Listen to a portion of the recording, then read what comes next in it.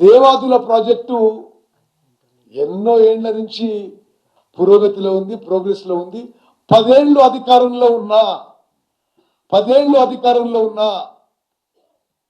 వీరు తెలుగుదేశంలో ఉన్నప్పుడు చంద్రబాబు నాయుడు శంకుస్థాపన చేసిన Devadula project central government funded project. అది 10 ఏళ్లలో కూడా దేవాదుల ప్రాజెక్టు పూర్తి చేయలే, పూర్తి ఆయకట్టు ఇవ్వలే. అక్కడ ప్రాణహిత చేవెళ్ల ప్రాజెక్టు అబాండన్ చేసి రాష్ట్రానికి నష్టం చేసింది. ఇక్కడ రాజీవ్ దుమ్ముగూడెం ఇందిరాసాగర్ ప్రాజెక్టులు అబాండన్ చేసి రాష్ట్రానికి మరి నష్టం చేసింది. దేవాదుల ప్రాజెక్టు మరి 10 ఏళ్ల పాటు అధికారంలో ఉండి విచ్చలవిడిగా అప్పులు తీసుకొచ్చి లక్షల కోట్ల అప్పులు తీసుకొచ్చి కూడా పూర్తి చేయలే.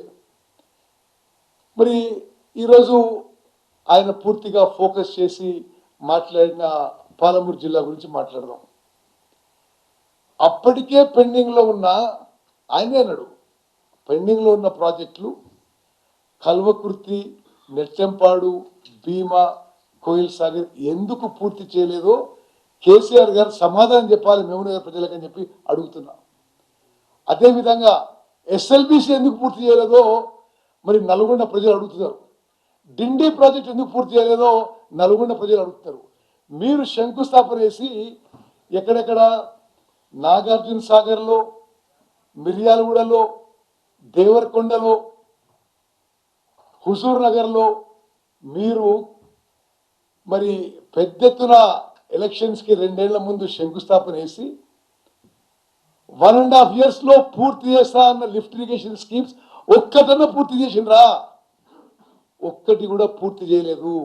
మేము ఆ పనులు టేకప్ చేసి ఇప్పుడు పూర్తి చేసే పనిలో ఉన్నాము. మరి మరీ దారుణంగా పాలమూరు రంగారెడ్డి విషయంలో అబద్ధాలు చెప్పడం, ఇది ఒక 10 ఏళ్ల పాటు తెలంగాణ రాష్ట్రానికి ముఖ్యమంత్రి నుండి దిగిపోయిన వారికి తగదని చెప్పి మనం చేస్తున్నాం. పాలమూరు రంగారెడ్డి ప్రాజెక్టులో కేసీఆర్ గారు ఒక్కెకరం ఉన్న ఆయకట్టు ఇచ్చినా మీరు ఇవ్వలే. 27,000 కోట్లు ఖర్చు పెట్టి ఒక్కెకరం ఆయకట్టు ఇవ్వలే. సీతారామ ప్రాజెక్టుకి 8,500 కోట్లు ఖర్చు పెట్టి ఒక్కెకరం ఆయకట్టు ఇవ్వలే.